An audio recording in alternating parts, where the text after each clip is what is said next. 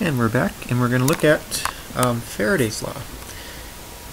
This is a really important one.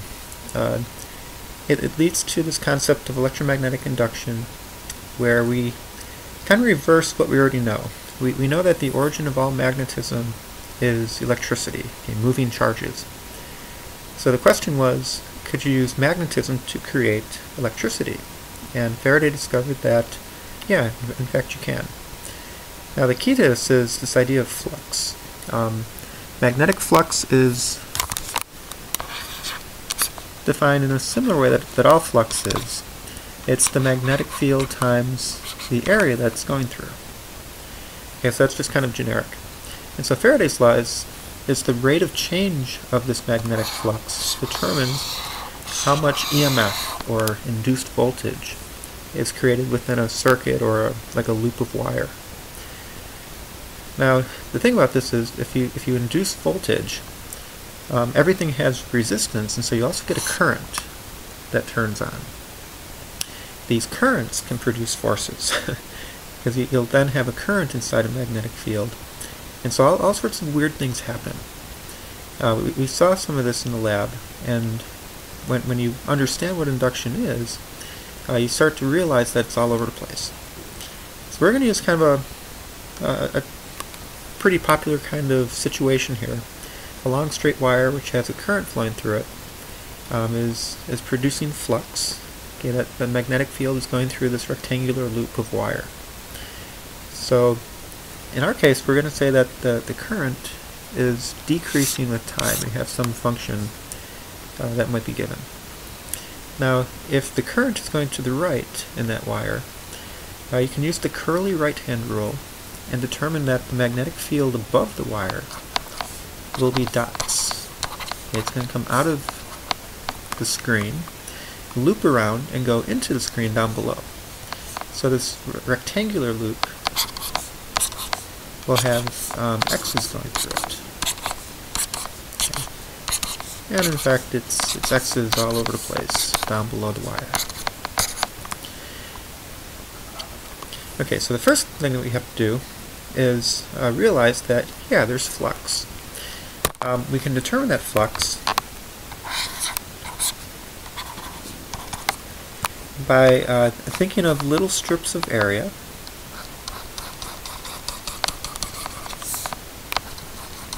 that kind of cut across this rectangle, and at a particular distance, if we call that a certain radius or a certain distance r from the wire, we know Ampere's law. That tells us how strong the magnetic field is going to be at a certain distance from the wire.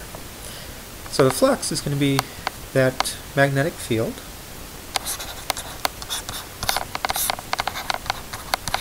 times the area of that little strip, which is L, and then a good calculus name for that skinny little width right there is dr. And so that's the flux going through one little strip, and if we integrate this, we can determine what the total flux is. Okay, so we go from one end of the loop to the other end. Okay, and when we do that, I'm just going to write the answer down. You can fill in the blanks if you'd like. We have some constants. L's on top and 2 pi in our denominator. And so the integral is actually dr over r, which is natural log. And we'd end up with natural log of v over a. So now if your current is constant, you have a constant flux. That's all fine and good, and if it's constant, Faraday's law tells us that nothing will happen. None of these weird effects are going to happen if there's no changing magnetic flux. But now, in this case, if the current really does change, we can substitute in whatever the function is. Okay, so our magnetic flux would actually be mu naught times that L over 2 pi, the natural log of v over a, and then we'll stick in this exponential function. So maximum current times e to the negative kt. Okay, now, since it's time dependent, now we can use Faraday's law. And we can say, okay, well, if the flux is changing now, the induced voltage is going to be the negative derivative of that.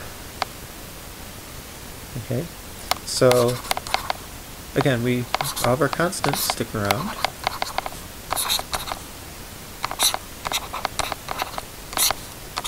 Psi 0 sticks around, but then if we take the derivative of this exponential part, and a factor of negative k is going to come down, and then we have it exponential again, e to negative kt. Okay, so the minus signs all go away. So that's all fine and good, and we have this voltage. Okay, and again, I'm going to emphasize that it's the induced voltage in that rectangular hoop. Well, if that hoop has resistance, an induced current is going to turn on.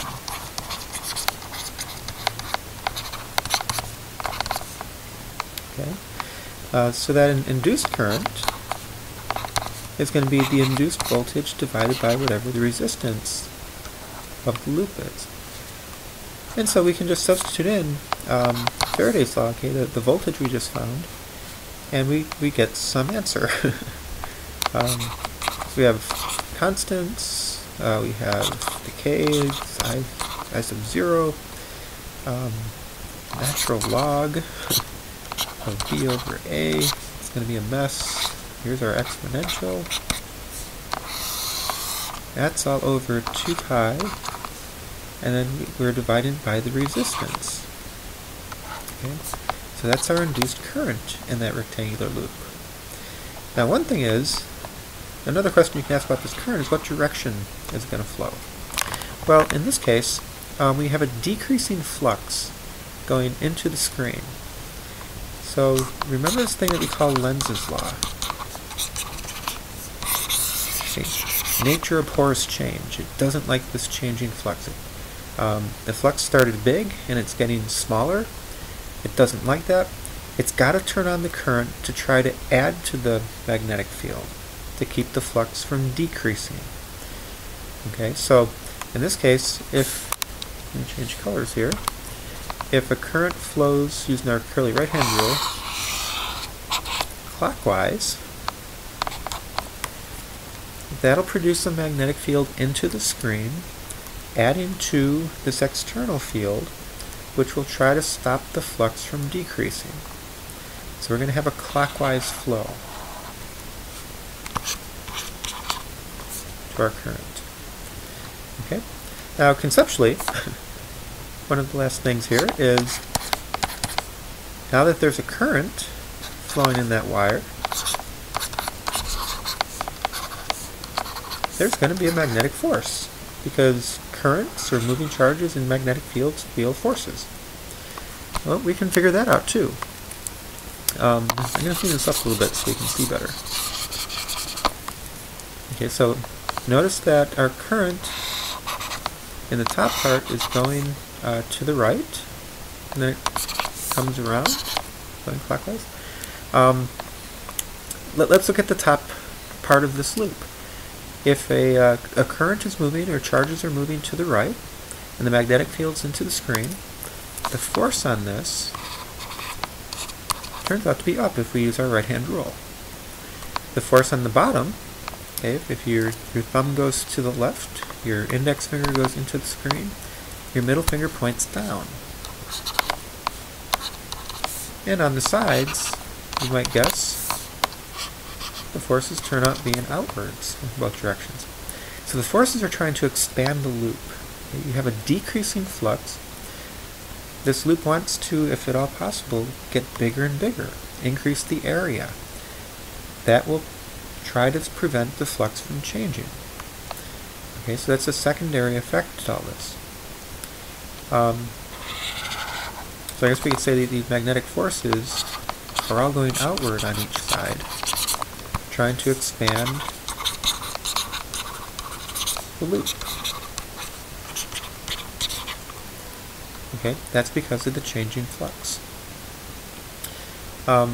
So I hope that this at least outlines the key ideas. The major concept that we're talking about here is Faraday's law. Okay, changing magnetic flux through circuits or through loops of wire, any kind of conductor, it causes weird things to happen.